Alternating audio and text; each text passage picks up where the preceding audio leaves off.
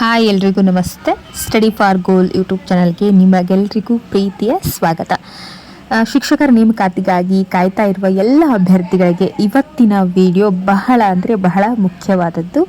So HSTR, GPSTR ಮತ್ತು PSTR ಶಿಕ್ಷಕರ ನೇಮಕಾತಿ ನೋಟಿಫಿಕೇಶನ್ ಯಾವಾಗ ಬರುತ್ತೆ ಅಂತ ಸುಮಾರು ಶಿಕ್ಷಕ ಆಕಾಂಕ್ಷಿಗಳ ಪ್ರಶ್ನೆ ಇತ್ತು. ಹಾಗೆ ಇನ್ನು ಕೆಲವು ದಿನಗಳಿಂದ ಅಭ್ಯರ್ಥಿಗಳಲ್ಲಿ ಒಂದೇ ಒಂದು ಪ್ರಶ್ನೆ ಏನಪ್ಪ ಅಂತಂದರೆ, ನೋಟಿಫಿಕೇಷನ್ ಇನ್ನೂ ಯಾಕೆ ಬಂದಿಲ್ಲ, ಇನ್ನೂ ಎಷ್ಟು ದಿನ ಕಾಯಬೇಕು, 2-3 ದಿನಗಳಲ್ಲಿ ನೋಟಿಫಿಕೇಷನ್ ಬರುತ್ತೆ ಅನ್ನೋ ಮಾಹಿತಿ ನಿಜನಾ ಅಂತ ಈ ಎಲ್ಲ ಪ್ರಶ್ನೆಗಳಿಗೆ ಈ ವಿಡಿಯೋದಲ್ಲಿ ಸಾಧ್ಯವಾದಷ್ಟು ಸ್ಪಷ್ಟವಾಗಿ ಮಾಹಿತಿಯನ್ನು ನಾನು ಈ ಒಂದು ವಿಡಿಯೋದಲ್ಲಿ ತಿಳಿಸ್ತಾ ಇದ್ದೀನಿ. ಸೊ ಅದಕ್ಕಿಂತ ಮುಂಚೆ ನೀವಿನ್ನೂ ನಮ್ಮ ಯೂಟ್ಯೂಬ್ ಚಾನಲ್ಗೆ ಸಬ್ಸ್ಕ್ರೈಬ್ ಆಗಿಲ್ಲ ಅಂತಂದರೆ ದಯವಿಟ್ಟು ಈ ಕೂಡಲೇ ಸಬ್ಸ್ಕ್ರೈಬ್ ಮಾಡ್ಕೊಳ್ಳಿ, ಅದು ಸಂಪೂರ್ಣ ಉಚಿತ. ಬನ್ನಿ ಹಾಗಿದ್ರೆ ಅಸಲಿ ಕತೆ ಏನು ಅಂತ ತಿಳಿದುಕೊಳ್ಳೋಣ. ನೋಡಿ, ಇಲ್ಲಿ ಮುಖ್ಯ ವಿಷಯ ಏನು ಅಂತ ಹೇಳಿದ್ರೆ, ಕಳೆದ ಕೆಲವು ದಿನಗಳಿಂದ ಇನ್ನೂ 2-3 ದಿನಗಳಲ್ಲಿ ಶಿಕ್ಷಕರ ನೇಮಕಾತಿ ಅಂದರೆ ನೋಟಿಫಿಕೇಶನ್ ಆಗುವ ಸಾಧ್ಯತೆ ಇದೆ ಎಂಬ ಮಾಹಿತಿ ಅಭ್ಯರ್ಥಿಗಳಲ್ಲಿ ಹರಿದಾಡ್ತಾ ಇದೆ. ಆದರೆ ಇಲ್ಲಿ ಒಂದು ವಿಷಯವನ್ನು ಬಹಳ ಸ್ಪಷ್ಟವಾಗಿ ಹೇಳಬೇಕು, 2-3 ದಿನಗಳಲ್ಲಿ ನೋಟಿಫಿಕೇಶನ್ ಖಂಡಿತ ಬರುತ್ತದೆ ಎಂದು ನಾವು ಈಗಲೇ ಹೇಳಲು ಸಾಧ್ಯವಿಲ್ಲ. ಏಕೆಂದರೆ ಅಧಿಕೃತ ನೋಟಿಫಿಕೇಶನ್ ಬರೋವರೆಗೂ ನಿಖರ ದಿನಾಂಕವನ್ನು ಖಚಿತಪಡಿಸಲು ಸಾಧ್ಯವಿಲ್ಲ. ಹಾಗಾದರೆ ನೋಟಿಫಿಕೇಶನ್ ಯಾಕೆ ಡಿಲೇ ಆಗ್ತಾ ಇದೆ? ಇದು ಅಭ್ಯರ್ಥಿಗಳಿಗೆ ಅತ್ಯಂತ ಮುಖ್ಯವಾದ ಪ್ರಶ್ನೆ. ನೋಡಿ, ಇಲ್ಲಿ ಒಂದು ದೊಡ್ಡ ಸರ್ಕಾರಿ ನೇಮಕಾತಿ ಅಂದರೆ ನೋಟಿಫಿಕೇಶನ್ ಅಂದರೆ ಕೇವಲ ಒಂದು ನೋಟಿಫಿಕೇಶನ್ ಟೈಪ್ ಮಾಡಿ ಬಿಡುಗಡೆ ಮಾಡುವ ಕೆಲಸ ಅಲ್ಲ. ಸೊ ಅದ್ರ ಹಿಂದೆ ಹಲವು ಹಂತಗಳ ಪ್ರಕ್ರಿಯೆ ಇರುತ್ತೆ. ನೋಡಿ, ಮೊದಲನೆಯದಾಗಿ ಹುದ್ದೆಗಳ ಪರಿಶೀಲನೆ ಮಾಡಬೇಕು. ಅಂದರೆ ಯಾವ ಇಲಾಖೆಯಲ್ಲಿ ಎಷ್ಟು ಹುದ್ದೆಗಳು ಖಾಲಿ ಇವೆ, ಯಾವ ವಿಷಯಕ್ಕೆ ಎಷ್ಟು ಹುದ್ದೆಗಳು, ಯಾವ ವೃಂದಕ್ಕೆ ಎಷ್ಟು ಹುದ್ದೆಗಳು, ಇವೆಲ್ಲವನ್ನು ಪರಿಶೀಲಿಸಿ ಅಂತಿಮಗೊಳಿಸಬೇಕಾಗುತ್ತೆ. ಇನ್ನು ಎರಡನೆಯದಾಗಿ ನೋಡಬೇಕಾದ್ರೆ ನೇಮಕಾತಿ ನಿಯಮಗಳ ಪರಿಶೀಲನೆ. ಏನಪ್ಪ ಅಂತಂದರೆ, ಶಿಕ್ಷಕರ ನೇಮಕಾತಿಯಲ್ಲಿ ಅರ್ಹತೆ, ಆಯ್ಕೆ ವಿಧಾನ, ಪರೀಕ್ಷಾ ವಿಧಾನ, ಮೀಸಲಾತಿ, ವಯೋಮಿತಿ ಸೇರಿದಂತೆ ಹಲವು ನಿಯಮಗಳು ಕೂಡ ಅನ್ವಯಿಸುತ್ತೆ. ಈ ನಿಯಮಗಳಲ್ಲಿ ಬದಲಾವಣೆ ಅಥವಾ ಹೊಸ ನಿಯಮಗಳಿದ್ದರೆ ಅವುಗಳನ್ನು ಕೂಡ ಪರಿಶೀಲಿಸಿ ಅಂತಿಮಗೊಳಿಸಬೇಕಾಗುತ್ತೆ. ಸೊ ಆ ಕಾರಣದಿಂದ ಕೂಡ ಡಿಲೇ ಆಗ್ಬೋದು. ಇನ್ನು ಮೂರನೆಯದಾಗಿ ಇಲಾಖೆಗಳ ನಡುವೆ ಸಮನ್ವಯ, ಅಂದರೆ ನೇಮಕಾತಿ ಪ್ರಕ್ರಿಯೆಯಲ್ಲಿ ಒಂದಕ್ಕಿಂತ ಹೆಚ್ಚು ಹಂತಗಳಲ್ಲಿ ಇಲಾಖಾ ಮಟ್ಟದ ಪರಿಶೀಲನೆ ಮತ್ತು ಅನುಮೋದನೆ ಕೂಡ ಬೇಕಾಗ್ಬೋದು. ಸೊ ಈ ಕಾರಣದಿಂದಲೂ ಕೂಡ ನೋಟಿಫಿಕೇಶನ್ ಬಿಡುಗಡೆಗೆ ಸಮಯ ಹಿಡಿಯಬಹುದು. ಇನ್ನೊಂದು ಮುಖ್ಯ ಪಾಯಿಂಟ್ ಏನಂತಂದರೆ, ವಿಷಯವಾರು ಮತ್ತು ವೃಂದವಾರು ಮಾಹಿತಿಯಿಂದಾಗಿ. ಅಂದರೆ ಇಲ್ಲಿ ಅಭ್ಯರ್ಥಿಗಳಿಗೆ ನೋಟಿಫಿಕೇಶನ್ ಬಂದಾಗ ಕೇವಲ ಇಷ್ಟು ಹುದ್ದೆಗಳು ಅಂತ ಏನು ಹೇಳ್ತಾರಲ್ವ, ಅದು ಮಾತ್ರ ಇರುವುದಿಲ್ಲ. ಯಾವ ವಿಷಯಕ್ಕೆ ಎಷ್ಟು ಹುದ್ದೆಗಳು, ಯಾವ ಜಿಲ್ಲೆ ಅಥವಾ ವೃಂದದಲ್ಲಿ ಎಷ್ಟು, ಯಾವ ವರ್ಗಕ್ಕೆ ಎಷ್ಟು, ಇಂಥ ಮಾಹಿತಿಗಳನ್ನು ಕೂಡ ಅವರು ಸರಿಯಾಗಿರಬೇಕಾಗುತ್ತೆ. ಸೊ ಹಾಗಾಗಿ ಅಂತಿಮ ಪಟ್ಟಿಯನ್ನು ಸಿದ್ಧಪಡಿಸುವ ಒಂದು ಪ್ರಕ್ರಿಯೆಯಲ್ಲಿಯೂ ಕೂಡ ಸಮಯ ಬೇಕಾಗುತ್ತೆ ಅಲ್ವಾ. ಸೊ ಈ 4 ಪಾಯಿಂಟ್ಸ್ ವಿಳಂಬಕ್ಕೆ ಕಾರಣವಾಗಬಹುದು. ಸೊ ಇಷ್ಟೆಲ್ಲ ಕಾರಣಗಳಿಂದ ಡಿಲೇ ಆಗುತ್ತೆ ಅಂತೇಳಿ ನಿಮಗೆ ಅರ್ಥ ಆಯಿತು. ಹಾಗಿದ್ರೆ ಈಗ ಇನ್ನೇನು 2-3 ದಿನಗಳ ಮಾಹಿತಿ ಅಂತ ತಿಳಿಸ್ತಾ ಇದ್ದಾರೆ ಹಲವಾರು ಯೂಟ್ಯೂಬ್ ಚಾನಲ್ಗಳಲ್ಲಿ ಕೂಡ. ಇನ್ನು 2-3 ದಿನಗಳಲ್ಲೇ ನೋಟಿಫಿಕೇಶನ್ ಆಗುತ್ತೆ ಅಂತ ಹೇಳ್ತಾ ಇದ್ದಾರೆ. ಸೊ ಈ ಒಂದು ಮಾಹಿತಿ ಏನು ಹಾಗಿದ್ರೆ ಅಂತ ಅನ್ನೋದನ್ನು ನೋಡೋದಾದರೆ, ನೋಡಿ, ಇಲ್ಲಿ ಇದು ಈಗ ಎಲ್ರಿಗೂ ತಿಳಿಯಬೇಕಾದ ಒಂದು ಮುಖ್ಯ ವಿಷಯ.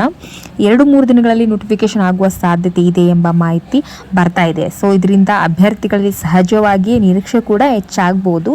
ಆದರೆ ನನ್ನ ಸಲಹೆ ಏನಪ್ಪ ಅಂತಂದರೆ, 2-3 ದಿನ ಇದೆ ಅಂತ ಹೇಳಿ ನೀವು ನಂಬಿಕೊಂಡು ಕಾಯಬೇಡಿ. ಬದಲಾಗಿ ನೋಟಿಫಿಕೇಶನ್ ಯಾವುದೇ ಸಮಯದಲ್ಲಿ ಬಂದರೂ ಅರ್ಜಿ ಹಾಕಲು ಮತ್ತು ಪರೀಕ್ಷೆಗೆ ತಯಾರಾಗುವಂತೆ ನೀವು ಪ್ರಿಪ್ರೇಷನ್ನ ಮುಂದುವರಿಸಿ. ಯಾಕಂದರೆ ನೋಟಿಫಿಕೇಶನ್ ಇಂದು ಬರಬಹುದು, ನಾಳೆ ಬರಬಹುದು, ಅಥವಾ ಆಡಳಿತಾತ್ಮಕ ಕಾರಣಗಳಿಂದ ಇನ್ನೂ ಸ್ವಲ್ಪ ಸಮಯ ಕೂಡ ತೆಗೆದುಕೊಳ್ಳಬಹುದು. ಆದರೆ ನೋಟಿಫಿಕೇಶನ್ ಬರೋವರೆಗೂ ಓದುವುದನ್ನು ನಿಲ್ಲಿಸುವುದು ಸರಿಯಾದ ನಿರ್ಧಾರ ಅಲ್ಲ. ಹಾಗಾದರೆ ಈಗ ಅಭ್ಯರ್ಥಿಗಳು ಏನು ಮಾಡಬೇಕು ಅಂತಕ್ಕಂಥ ಪ್ರಶ್ನೆ ಕೂಡ ಮೂಡುತ್ತೆ. ಸೊ ಇದು ತುಂಬ ಮುಖ್ಯ. ನೋಟಿಫಿಕೇಷನ್ಗಾಗಿ ಕಾಯ್ತಾ ನೋಟಿಫಿಕೇಷನ್ ಬಂದ ಮೇಲೆ ಓದೋಣ ಅಂತ ನೀವು ಯೋಚಿಸ್ತಿದ್ರೆ ಅದು ದೊಡ್ಡ ಒಂದು ತಪ್ಪಾಗುತ್ತೆ. ನೋಟಿಫಿಕೇಷನ್ ಬಂದ ನಂತರ ಸಮಯ ಬಹಳ ಕಡಿಮೆನೇ ಇರುತ್ತೆ.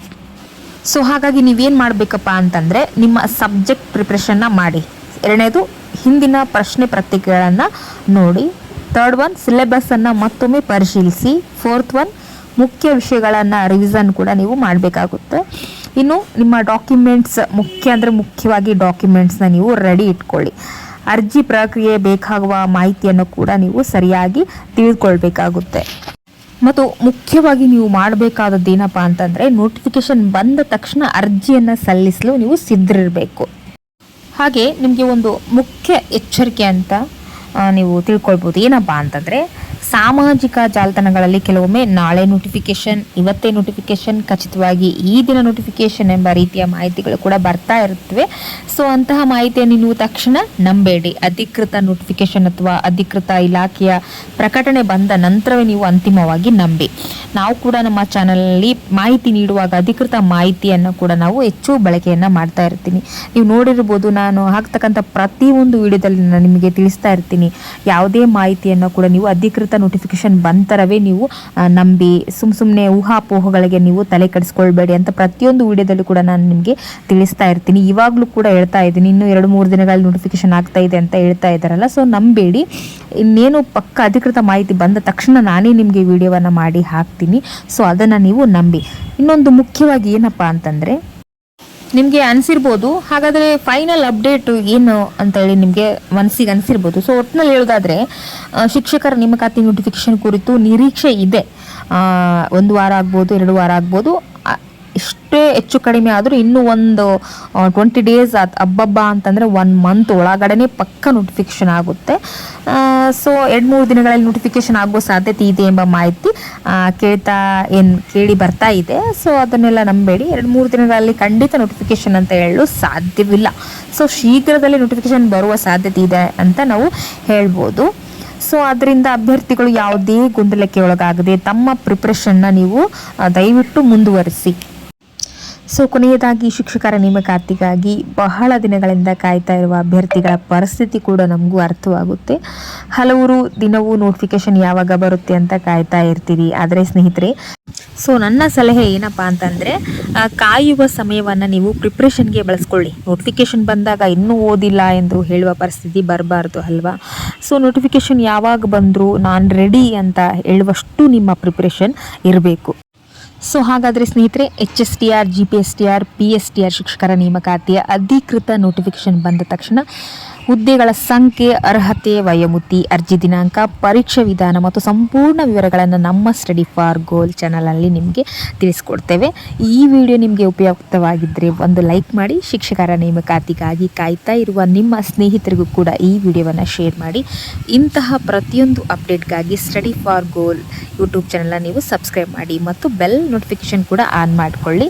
ನೋಟಿಫಿಕೇಶನ್ ಶೀಘ್ರದಲ್ಲಿ ಬರಲಿ ಅಂತ ಕೂಡ ನಾನು ಹಾರೈಸ್ತೀನಿ. ಅಭ್ಯರ್ಥಿಗಳ ಕನಸು ನನಸಾಗಲಿ. ನಮಸ್ತೆ ಸ್ನೇಹಿತರೆ.